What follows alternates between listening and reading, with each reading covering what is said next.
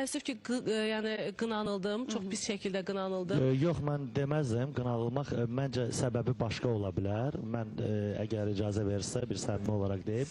Yəni sizin bunu oxumağınız çox gözəl təşəbbüsdür. Şəxsən mənim də yanımda kimsə bu barədə deyəndə mən əksinə deyirəm ki, bu daha da yaxşıdır ki, qoy oxusunlar da, yəni bu bizim üçün pis deyil. Amma sizin müəlliminiz, bizim dəyərli sənətkarımız, məsələn, İntiqam müəllimin o cürə deməsi sizə qarşı əslində qıcığı yaratdı. Əslində İntiqam müəllimin demək istədiyi də sizin dediyiniz idi, Akşın. Yox, o dedi ki, heç bir vokal ifaçıları, yəni opera ifaçıları Vəfa xanım kimi bunu oxumayıblar. Yəni məncə bu biraz... Xeyr, elə İntiqam müəllim heç bir biz zaman... Biz elə eşitmişik, ola bilər nəyəsə kəsib doğrayıblar. Diksiya, düzgün tələffüz, diksiyadan söhbət gedir, tələffüz barədən.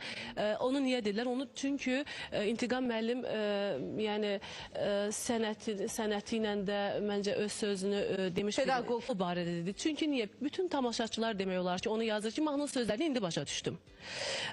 Onu dinləyən, hansı ki, oxuyanlardan dinləyənlər də və mən özümü onu əzbərləmək istəyəndə neçə sənətçidə qoyuram, orada bir söz var da, başa düşə bilmirəm ki, nə deyirlər. Aha, var belə mahnılarımız, olub zamanında da. Siz kimlərdən dinlədiniz onun sözlərini? Mən ad çəkməyəcəm, çünki onların içində dəyərli sənətkarlarımız da var. Amma mən düşünmürəm ki, yəni hamısının da diksiyasında yəni problem ola bilər. Yox, bu diksiya deməyək. Bunun səs tonu... Sadəcə olaraq vokal ifadə.